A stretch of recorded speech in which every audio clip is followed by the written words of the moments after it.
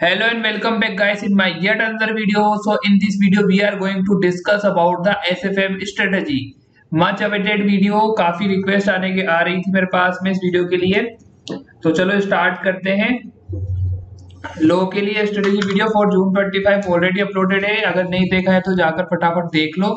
And इसके बाद DT and SCM का भी ग्रुप 3 के लिए आ जाएगा and then rest of group 4 के लिए हम जल्द से जल्द लेके आने वाले हैं। ठीक है, तो अब सीएमए फाइनल एसएफएम के अंदर हाई स्कोर अबव 70 अबव 80 कैसे करना है, उसकी एक छोटी सी की मैट्रिक्स से की पॉइंट्स मैं आपको बता सकता हूँ।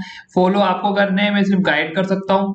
ठीक है, कैसे इसमें अचीव किया जा सकता है, कैसे रियलिस्टिक टारगेट बना के हम बहुत अच्छा स्कोर कर सकते हैं, उसी के ऊपर अपन आज बात करेंगे। ठीक है, तो कुछ मैंने पॉइंट्स लिखे हैं, वेरी इंपॉर्टेंट है, इनको ध्यान में रख के ही अपन को अपनी स्टडी को कंटिन्यू करना है। ठीक है, तो चलो स्टार्ट करते हैं बिना टाइम को वेस्ट करते हुए। देखो, हमें मिनिमम 4 रिविजन लेने हैं apart from course completion. 4 revision हम कैसे ले सकते हैं, उसका भी मैंने एक छोटा सा टाइम टेबल बनाया है आपके लिए ना। मिनिमम 4 रिविजन हमको करने ही करने हैं, बिना 4 रिविजन के हमारा काम नहीं चलेगा। ठीक है, बट हाउ, देखो क्लासेस हमको कंप्लीट करनी है टिल 31 मार्च। आज हो चुका है 6 मार्च, वीडियो अपलोड हो जाएगी 7 मार्च को। आप वीडियो देख रहे हो, 23 दिन आपके पास है, 23 days is still remaining with you. आपको कोर्स कंप्लीट करना है। ऐसा तो नहीं है कि आप ये वीडियो देख रहे हो तब इसके बाद आप क्लासेस परचेज करोगे, क्लासेस देखना स्टार्ट करोगे। होप सो मैं ये मान रहा हूं कि आप क्लासेस देखना स्टार्ट कर चुके होंगे। ठीक है, तो आपको कोर्स कंप्लीट करना है एनी हाउ 31 मार्च तक। 31 मार्च तक कंप्लीट करना है। 100% कोर्स कंप्लीशन की तरफ नहीं, कम से कम अपन को स्ट्रॉन्ग पार्ट को तो कंप्लीट करके ही रखना है 31 मार्च तक। ठीक है, उसके बाद में फिर हम डिवीजन लगाएंगे। देखो 20 डेज के अंदर फर्स्ट डिवीजन, फिर सेकंड डिवीजन 12 डेज में, थर्ड 5 डेज में और फोर्थ डिवीजन 2 डेज में, और 1 डे बिफोर रिवीजन को मैं काउंट ही नहीं कर रहा हूं। ठीक है, तो अब क्लासेस आपने कंप्लीट कर ली 31 मार्च तक। फर्स्ट डिवीजन अपन को निकालना है 20 अप्रैल तक, मतलब 20 डेज के अंदर अपन को फर्स्ट डिवीजन कंप्लीट करना है एनी हाउ। ठीक है, उसके बाद में फिर अपन को 12 डेज मतलब सेकंड में आ जाएगा। सेकंड में तक हमको सेकंड डिवीजन खत्म करना है। देन थर्ड डिवीजन 7th में और 9th में। फिर भी देखो हमारे पास में पूरा 1 महीना और बचेगा, हमारे एग्जाम है जून के अंदर। ठीक है, ये मैंने सिर्फ एक क्राइटेरिया बताया कि हम ऐसे खत्म कर सकते हैं कोर्स को, लेकिन ये डिफर करेगा। लेकिन आपको टाइम पीरियड यही रखना है। पहला, आप सबसे पहले आप कोर्स कंप्लीशन की तरफ ध्यान दो। 31 मार्च तक खत्म नहीं होता तो 5 अप्रैल तक या 10 अप्रैल तक खत्म करो, देन फिर ये आगे किस तक चला जाएगा। लेकिन 20 डेज के अंदर अपन को फर्स्ट डिवीजन कंप्लीट करना है। सेकंड डिवीजन हमें 12 दिन के अंदर, थर्ड 5 डेज के अंदर और फोर्थ 2 डेज के अंदर कंप्लीट करना है। ठीक है, अब मैं आगे आपको बताऊंगा कि कोर्स में अपन को क्या क्या करना है और क्या क्या छोड़ना है। ठीक है, किस पॉइंट पे यानी किस सेक्शन में ज्यादा ध्यान देना है हमें। ठीक है, तो ये तो रही रिवीजन वाली बात। मिनिमम 4 रिवीजन हमें करने ही करने हैं। ठीक है, प्रैक्टिस करना है each and every question. Practical paper है, अगर सिर्फ पढ़ के चले जाओगे तो एग्जाम में क्वेश्चन आता हुआ भी नहीं बनेगा। तो प्रैक्टिस करना है, प्रैक्टिस प्रैक्टिस प्रैक्टिस। ठीक है, अब प्रैक्टिस के लिए भी आप सबसे पहले क्या करोगे, अपना मॉड्यूल खत्म करोगे। मॉड्यूल का हर एक चैप्टर, हर एक क्वेश्चन, यानी जो भी चैप्टर आप कर रहे हो उसमें हर एक क्वेश्चन, हर एक एमसीक्यू, किसी भी पार्ट को नहीं छोड़ना है। ठीक है, एसएफएम के पेपर के अंदर मोस्ट ऑफ पेपर मॉड्यूल से ही आता है, कुछ एक क्वेश्चन ही होते हैं जो बाहर या फिर किसी और कैरिकुलम से आ जाते हैं। ठीक है, उसके बाद पास्ट ईयर पेपर देखने हमको 2016 से लेकर अभी तक के। ठीक है, अब काफी लोगों का मैसेज आएगा कि कोर्स चेंज हो चुका है। तो कोर्स चेंज हुआ है, लेकिन पूरा कोर्स चेंज नहीं हुआ। कुछ एक क्वेश्चन हो सकते हैं जो हमारे कैरिकुलम के अंदर नहीं हो, लेकिन उसके अलावा जितने भी क्वेश्चन है वो आपको करने हैं। और 2016 से लेकर अभी तक के जितने भी पास्ट ईयर पेपर में क्वेश्चंस आए हैं वो सारे करने, सारे साइट पर अवेलेबल है। किसी स्कैनर की कोई जरूरत नहीं है आपको, आप साइट से डाउनलोड करो पेपर को और सोल्व करना स्टार्ट कर दो। और कुछ क्वेश्चन है जो कि हमें सीए करिकुलम से देखने पड़ेंगे, और वो बता दूंगा कौन कौन से चैप्टर है।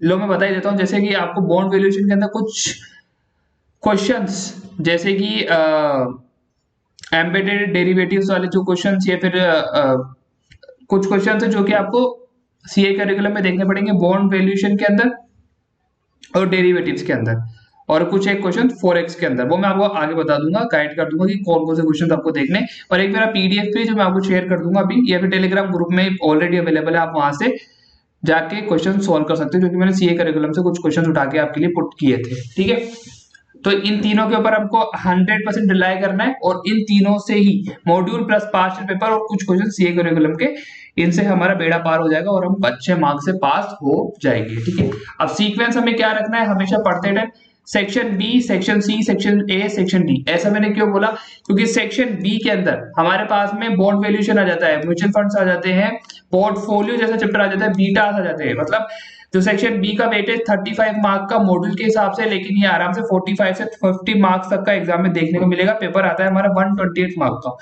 उसके बाद सेक्शन सी जो है हमारा डेरिवेटिव्स का वेरी वेरी इजी चैप्टर है। अगर हम एक ब्लैक स्कॉल्स मॉडल या फिर और एक दो चीजों को हटा दे तो, और वो एग्जाम में आते भी नहीं है, तो हमें सेक्शन सी की तरफ जाना है। फिर देन सेक्शन ए के अंदर कैपिटल बस्टिंग और रिस्क की प्रपोजल, और देन फिर सेक्शन डी फॉरेक्स। काफी लोगों को हो सकता है कि फॉरेक्स को पहले करें तो वो अपने हिसाब से कर सकते हैं, लेकिन सेक्शन बी को छोड़ना नहीं है। Section B is the key to success, तो सेक्शन बी तो हमें करके चलना है। थ्योरी के लिए अब क्या करें, थ्योरी के लिए हमारे पास में डेडिकेटेड चैप्टर्स हैं, डिजिटल फाइनेंस और सिक्योरिटाइजेशन करके। उसके अलावा एक थ्योरी का क्वेश्चन जरूर से बनेगा और एमसीक्यू में बन सकता है, फॉरेक्स की थ्योरी और साथ में डेरिवेटिव्स की थ्योरी। अब ये कहां से पढ़नी है, हमारे मॉड्यूल से ही पढ़नी है। और जो थ्योरी होती है वो मोस्ट ऑफ प्रैक्टिकल से रिलेटेड होती हुई थ्योरी आती है, जिसको कि आपको घबराने की कोई जरूरत नहीं है, वो आप आराम से बना पाओगे। ठीक है, पिक स्मार्टली, पिक वाइजली, ये मैंने क्यों लिखा है, क्योंकि एग्जाम के अंदर हमारे पास में टोटल मिला के 7 क्वेश्चन होते हैं। आउट ऑफ 7 हमको 5 क्वेश्चन करने होते हैं। अब हमें स्मार्टली पिक करना है, और वो कैसे करना है वो मैं आपको आने वाले वीडियोस के अंदर बताऊंगा। ठीक है, और वाइजली हमें प्ले करना है। देखो एग्जाम में पढ़ के सब जाते हैं, किसी की मेहनत कम ज्यादा नहीं होती, लेकिन बस जीतता वही है जो स्मार्टली अपने क्वेश्चंस को पिक करता है और अपने टाइम को मैनेज करता है। ठीक है, तो हमें भी वही करना है। एमसीक्यू इज की टू सक्सेस, एमसीक्यूज नहीं छोड़ने भाई। 30 मार्क के 30 मार्क के एमसीक्यूज आते हैं, ना तो हमें कोई जस्टिफिकेशन देना है ना कुछ देना है, फटाफट से एमसीक्यूज हो भी जाते हैं और आराम से मार्क्स भी ग्रैब हो जाते हैं। आप सोचो 30 में से अगर आपने 26 या फिर 24 भी स्कोर कर लिया तो आप कितना अच्छा स्कोर कर पाओगे अपने एग्जाम के अंदर। डेली प्रैक्टिस करनी है एसएफएम वाले पेपर के अंदर, डेली प्रैक्टिस करनी है, चाहे से एमसीक्यू सोल्व करो चाहे कुछ भी करो, डेली का 1 हार आपके लिए एसएफएम के लिए होना ही चाहिए, क्योंकि ये सब्जेक्ट डिजर्व करता है इतना। ठीक है, try 1 day 1 subject at peak time. मतलब क्या है, जैसे जैसे आपके एग्जाम क्लोज आने लग जाएंगे, टाइम हो चुका है 10 आफ्टर 10th में, तब क्या करना है आपको, डेली एक सब्जेक्ट उठाना है। जैसे आज एसएफएम उठाया, तो एसएफएम उठाया तो हमने 2016 के दिसंबर से पेपर स्टार्ट करना स्टार्ट किया, सारे क्वेश्चंस किए, फिर 17 पे गए, 17 पे गए, फिर 17 के दोनों अटेम्प्ट करें, फिर 18 के करें।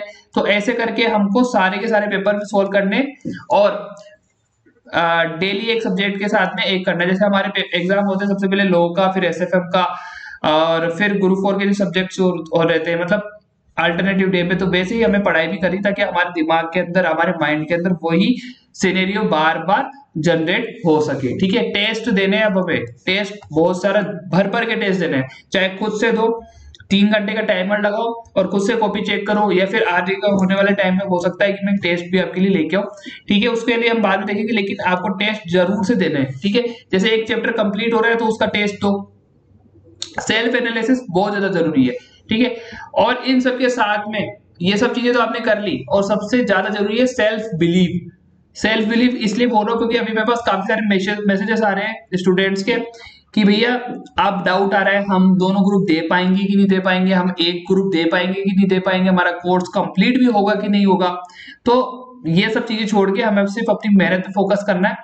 ये जो डाउट है सेल्फ बिलीव वाला, कि सेल्फ डाउट जो आते हैं ये सबके साथ आते हैं। जो रैंक ला रहा होगा, जो AIR 1 पे भी आएगा, AIR 10 पे भी आएगा, उनके मन में भी आ रहा होगा, ये सबके मन में आता है, तो वेरी वेरी कॉमन है। तो इसको बिल्कुल इग्नोर मारो और अपनी पढ़ाई के ऊपर झटपट से लग जाओ, और इस बार बस फोड़ के दिखाना है हमें। ठीक है, इस बार सीए में पार। ठीक है, स्ट्रेटेजी वीडियो एलओ का हो चुका है, एसएफएम का हो चुका है, देन डीटी और एससीएम का मैं जल्द से जल्द आपके लिए लेके आने वाला हूं। तब तक के लिए इस वीडियो को ज्यादा से ज्यादा शेयर करो अपने फ्रेंड्स के साथ में, सबको बेनिफिट पहुंचाओ, और मिलते हैं नेक्स्ट वीडियो के लिए।